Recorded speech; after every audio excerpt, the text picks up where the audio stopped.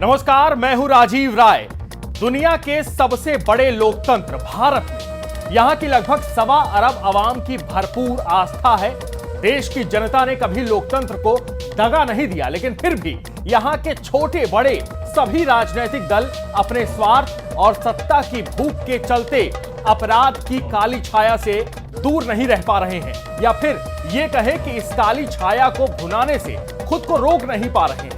क्यों अपराध के दलदल की तरफ जनतंत्र के पांव बार बार फिसल रहे हैं? ये सियासी दलों की मजबूरी है या मर्जी कि आज भी राजनीति में ऐसे लोगों की मौजूदगी बदस्तूर जारी है जो कहीं बाहुबली कहलाते हैं तो कहीं इन्हें कहा जाता है दबंग।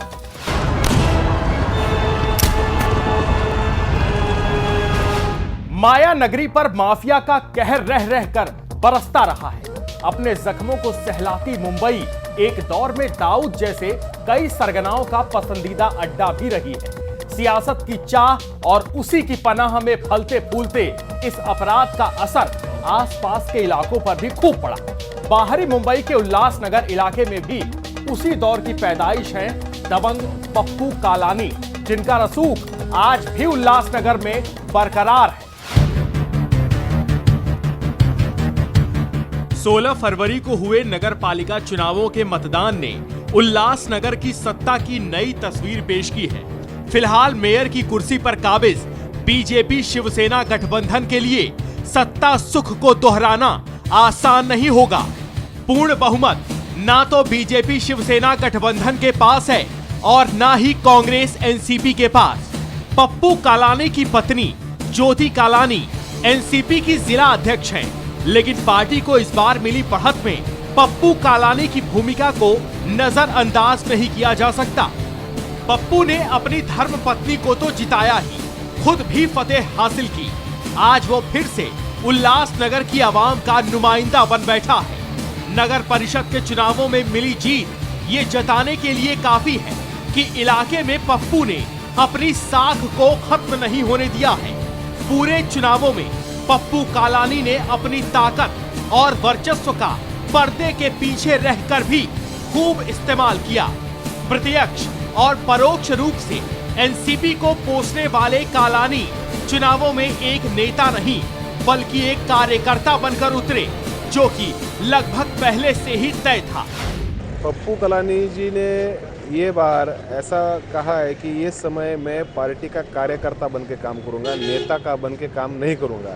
इसके लिए नेता के रूप में हमारी जिला अध्यक्षा ज्योति भाभी कालानी है और कार्यकर्ता के रूप में पप्पू कालानी जी, इसके लिए वो पीछे पर्दे के पीछे बैठ के काम करते हैं।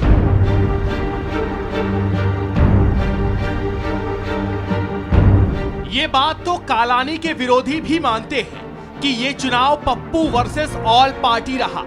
उल्लासनगर की राजनीतिक धुरी विकास पर टिकी हुई है, लेकिन जैसे ही कोई भी चुनावी अखाड़ा सजता है, ये औद्योगिक नगरी कई तरह के मंजरों से मुखातिब होती है। चुनावी घोषणा के साथ ही सियासी चालों का फलसफा मुखर होने लगता है। बाहुबल और दबंगई भी अपने चरम पर पहुंच जाती है। चुनावों से कुछ दिन पहले ही नगर सेवक महेश सुखरमानी के भतीजे पर जानलेवा हमला हुआ। आरोप लगा पप्पू कालानी के बेटे ओमी कालानी पर। ओमी कालानी खुद 4 बंदे और थे, वो नीचे लेके आया। नीचे आया तो सब लोग स्टिक और राड बेसबॉल की सब और पट्टे वट्टे लेके खड़े थे। तो वहाँ पर उन्होंने उनको धमकाना चालू कर दिया। तो मेरे भतीजे ने बोला भाई धमकाने या जो भी उसमें जो उधर वाद विवाद उनसे हुआ, तो उस टाइम में उन्होंने मारना चालू कर दिया।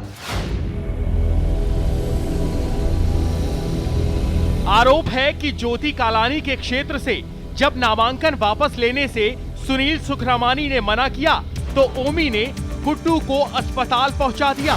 मैं घर पे सोया हुआ था तो ओमी कालानी और उसके कुछ गुंडे आए। मैंने दरवाज़ा खोला तो मुझे पकड़ के घसीट के नीचे लेके गए।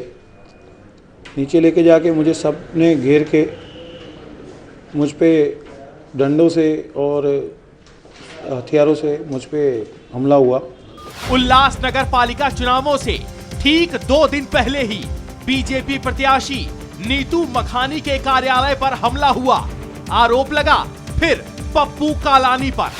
अपनी आपराधिक छवि के बावजूद पप्पू ने जीत हासिल की। ये जीत एनसीपी जैसी राष्ट्रीय पार्टी का प्रभाव है या फिर इलाके में पप्पू के रसूख का नतीजा? इन सभी पहलुओं को भी टटोलेंगे, लेकिन पहले एक नजर डालते हैं पप्पू के अतीत पर। अपराध की नर्सरी के रास्ते पप्पू कालानी का राजनीति में दखल 1985 से माना जाता है। दूनीचंद कालानी को उल्लासनगर में साफ सुथरी राजनीति का पर्याय माना जाता था। चाचा के रसूख को पप्पू ने जमकर कैश कराया। उनके ही नाम और बूते के दम पर पप्पू पास हो गया और कांग्रेस की टिकट हासिल कर उल्लासनगर नगर पालिका का पार्षद बना। राजनीति में कदम रखते ही पप्पू ने सियासी दांवपेच सीखे भी और आजमाए भी। जल्द ही पप्पू उल्लासनगर पालिका का मेयर बन बैठा। वरिष्ठ कांग्रेस नेता और 2 बार पार्षद रहे गोप बहरानी की मेयर की दावेदारी को दरकिनार करते हुए पप्पू और उसके पूरे परिवार ने अपना रसूख बढ़ाने में धन बल का जमकर इस्तेमाल किया। उसने गोप को पट्टी पढ़ाई कि 5 साल के कार्यकाल में पहले 2.5 सालों तक पप्पू मेयर रहेगा, उसके बाद में वो इस्तीफा देकर अगले 2.5 साल गोप को मेयर बना देगा। गोप को भी ये करार फायदे का सौदा लगा, मगर राजनीति के अखाड़े में एक मजे हुए खिलाड़ी की तरह पप्पू ने अपने रुतबे में जबरदस्त इजाफा किया। साथ ही वो आवाम का भरोसा जीतने में भी कामयाब रहा। अपने कार्यकाल में पप्पू ने शहर भर में खूब काम करवाए, सड़कें बनवाई, पेयजल की समस्या दूर करने की कोशिश की, सड़कों के चारों तरफ से कचरे हटाने की मुहिम छेड़ी। पप्पू कालानी जी की एक कमेटी गठित की गई थी। वो पूरी रात को घूम के पूरे शहर की सफाई, कचरे उठवाती थी कि जैसे सुबह पब्लिक उठे और उनको शहर क्लीन नजर आना चाहिए। उसने शिवसेना, बीजेपी और आरपीआई के पार्षदों को भी विश्वास में लिया। पप्पू ने 2.5 साल बाद मेयर का पद छोड़ने से मना कर दिया।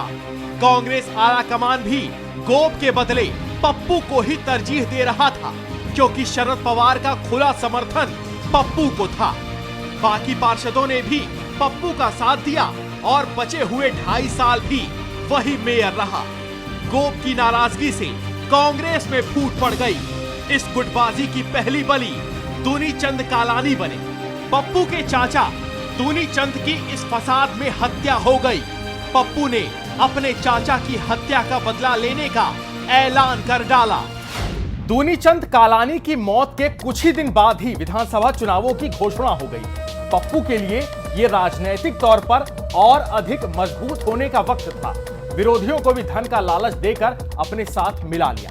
जनता की सहानुभूति और पार्टी आला कमान के वरदहस्त ने पप्पू के मन में जीत का विश्वास फूंका। बस फिर क्या था, सहानुभूति की लहर पर सवार पप्पू ने बीजेपी के दिग्गज और पुराने नेता शीतलदास हरचंदानी को हरा दिया। पप्पू की जीत के पीछे असल में शिवसेना और बीजेपी के कई पार्षदों के भीतरघात का भी कमाल था। उन्होंने अपनी पार्टी के उम्मीदवारों के खिलाफ छिपे तौर पर काम किया और पप्पू को जिताने में बड़ा योगदान दिया था। आर्थिक रूप से संपन्न उल्लासनगर में धन, धमक और धाक हासिल करने की मुहिम छिड़ चुकी थी। ताकत के लिए मुफीद बन चुके उल्लासनगर की धरती पर अपराध की फसल भी खूब लहलहा कर पनपी। इसी फसल की उपज थे दबंग पप्पू कालानी। अभी वक्त है छोटे से ब्रेक का। ब्रेक के बाद इसे तफसील से समझेंगे कि किस तरह एक माफिया उल्लासनगर की आवाम का मसीहा बन गया।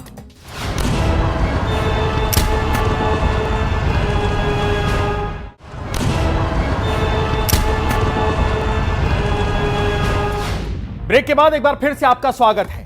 पप्पू कालानी के राजनीतिक सफर को भी परखेंगे, लेकिन पहले एक नजर डालते हैं उस जमीन के अस्तित्व पर जो पप्पू की हुंकार और हुकूमत की गवाह रही। 1947 में जब देश की आजादी का जश्न मनाया जा रहा था, तो हिंदुस्तान की जमीन पर खिंची बंटवारे की लकीर ने कई आशियानों को खाना बदोशी का जख्म भी दिया।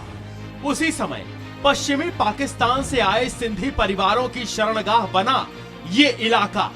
इस शहर का नाम रखा गया उल्लासनगर, यानी हंसी और उत्साह का शहर। कालांतर में ये इलाका कारोबारियों का नगर बनकर उभरा, जहां इलेक्ट्रॉनिक सामान से लेकर पापड़ तक बनने लगा। फलते फूलते व्यापार और मुंबई की शोभत ने इस शहर को माफिया की जद में ला खड़ा किया। जाहिर है ऐसे माहौल में यहाँ की राजनीति भी अपराध के प्रभाव से अछूती न रह सकी। कई छोटे मोटे सरगना सियासत की शरण में पनपने लगे थे। माफिया और राजनीतिक स्वार्थ की जंग ने पूरे इलाके में जुर्म की जड़ों को और भी गहरा किया। ताकत और सियासत की इसी कश्मकश में दबंगई का पर्याय बनकर उभरा पप्पू कालानी। जब पप्पू के हाथ में सत्ता की कमान आई तो वो इलाके का बेताज बादशाह बन बैठा। कहा जाता है कि शासन प्रशासन उसकी मुट्ठी में थी। ये 90 के दशक का वो दौर था जब पप्पू के खौफ और ताकत के आगे यहाँ का जर्रा जर्रा थर्राता था। बिल्डिंग बनाते थे, बिल्डर लोग उसके हाथ में रहते थे। उसके अलावा उसको पावर रहता था, क्राइम का पूरा पावर उसके पास था। किसी ने बात भी की तो उसको उड़ा देता था। माफिया डॉन गोपाल राजवानी और पप्पू की अदावत खूनी संघर्ष का रूप ले चुकी थी। उल्लासनगर की सड़कें कई बार खून से रंगी गई। पप्पू अपने विरोधियों का पूरी तरह सफाया करने पर आमादा था। गोपाल राजवानी पर 2 बार गोली और बमों से हमले हुए, लेकिन वो दोनों ही बार बच गया। गोपाल के खासम खास अन्ना शेट्टी को पुलिस सुरक्षा में चोपड़ा अदालत के बाहर गोली मार दी गई। पप्पू की बढ़ती ताकत के आगे गोपाल राजवानी की एक न चली और अपराध जगत में दबदबा रखने वाला गोपाल पप्पू के डर से दुबई भाग निकला। पप्पू के विधायक बनने के बाद लालू हेमदेव, कमलेश चुग, घनश्याम व इंदर भतीजा, अन्ना शेट्टी जैसे कई लोगों की हत्याएं दिन दहाड़े हुई, लेकिन किसी में भी पप्पू के खिलाफ पुलिस ने कार्रवाई नहीं की। 24 अगस्त 1989 को फिल्म वितरक रमेश हेमदेव उर्फ लालू सेठ की हत्या हुई। इस हत्या का आरोप भी पप्पू कालानी पर लगा। तत्कालीन संयुक्त पुलिस आयुक्त अरविंद इनामदार ने मामले की जांच शुरू करवाई। पता चला कि उल्लासनगर में अवैध कारोबार को लेकर उसकी काफी दुश्मनी थी। उल्लासनगर की राजनीति और माफिया का सिरमौर रहे पप्पू कालानी के साम्राज्य की चूलें अब हिलने लगी थी। अभी वक्त हो चला एक छोटे से ब्रेक का। ब्रेक के बाद उस दौर को समझने की कोशिश करेंगे जिसमें पप्पू को अपने रसूख और रुतबे से हाथ धोना पड़ा।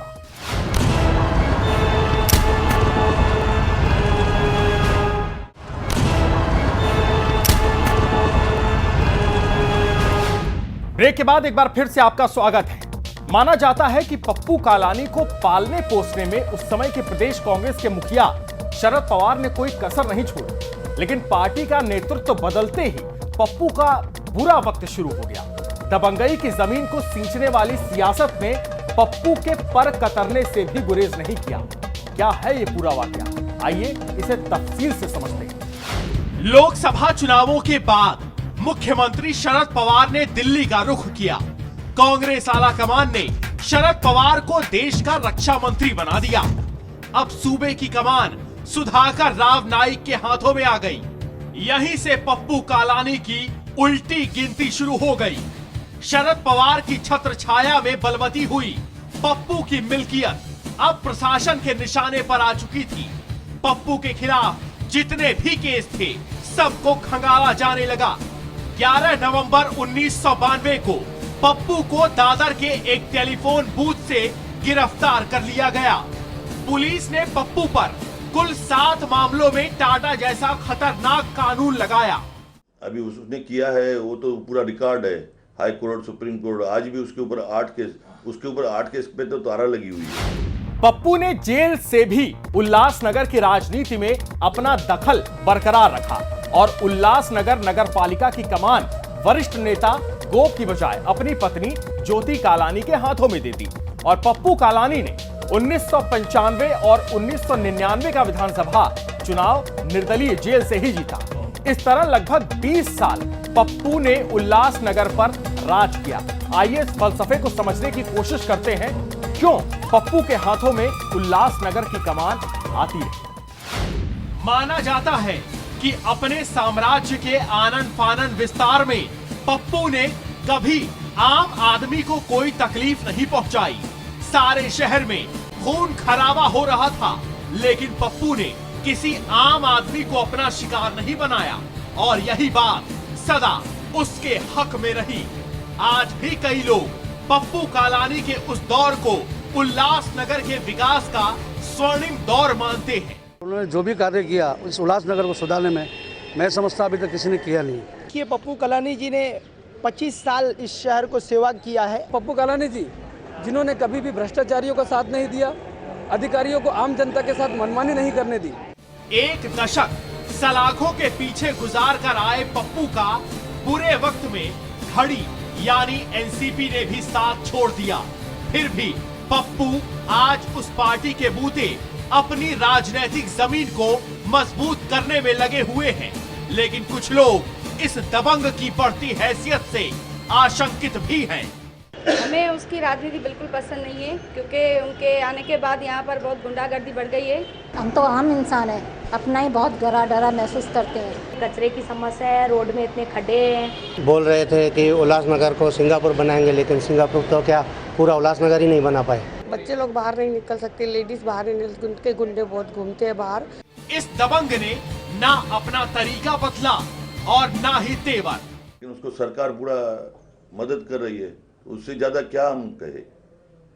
जिस आदमी के साथ में अगर क्रिमिनल आदमी का जिसका रिकॉर्ड है उसको सरकार से ओपन मदद करे तो आदमी, कोई भी आदमी तो सिक्योर रहेगा नहीं। सियासत और ताकत के इस खेल में दबंगों की राह आसान बनती रही है। ये सियासी दलों की मर्जी है या मजबूरी, इस सवाल का जवाब हर 5 साल में लोकतंत्र पूरे देश से मांगता है। लेकिन ये सवाल आज भी अपनी जगह कायम है। बहरहाल पप्पू कालानी की दबंगई में आज इतना ही। मुझे दीजिए इजाजत, नमस्कार।